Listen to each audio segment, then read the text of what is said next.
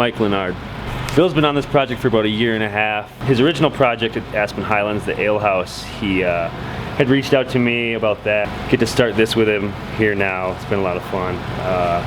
Everything you see is like so detail oriented, and like everything he did is just so thought through, and he's a really amazing guy to work with.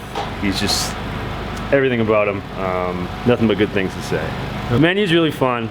Super excited about it. A lot of familiar things are there. It's very American. It's very Colorado, but with like German beer house influence and like the whole gastro brew pub concept. So I'm in love with everything on the menu.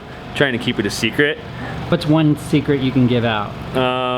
We're gonna do a Scotch egg. It'll blow your mind. Scotch egg. Wrapped in sausage, deep fried, gooey egg.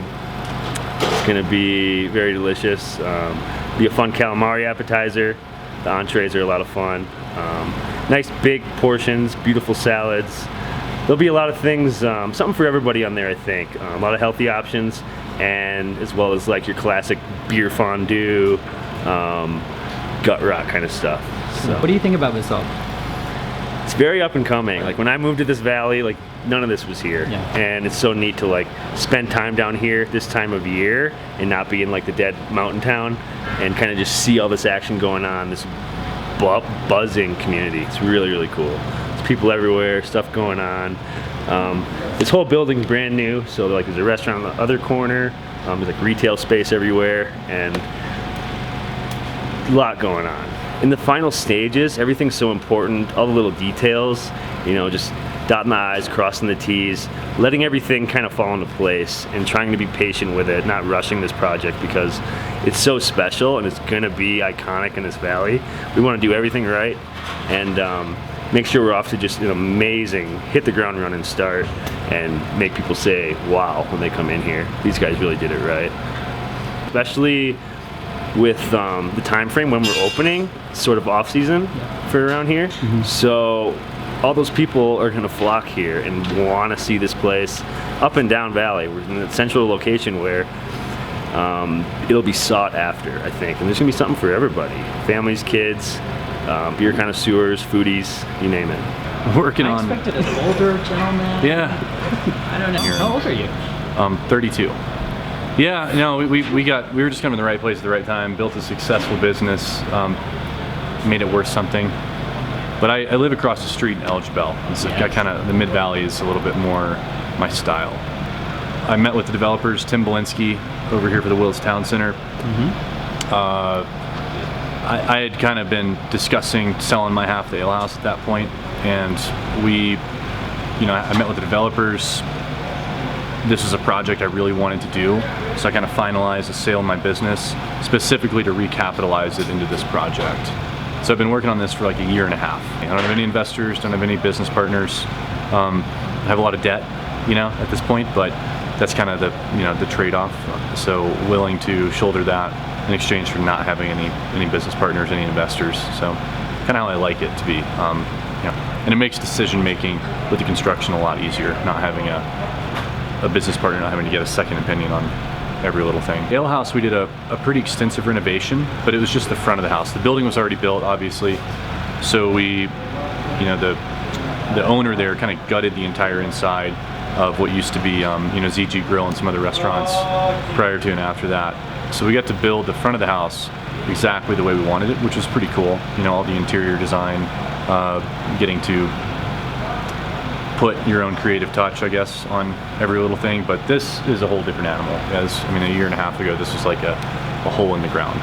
And so I got to, down to the square foot, pick the size space I wanted, the kitchen layout, the brewery layout, the front of the house. And it was an interesting process trying to fit a brewing facility, a full kitchen, and a dining room that could seat enough people into a 4,000 square foot space.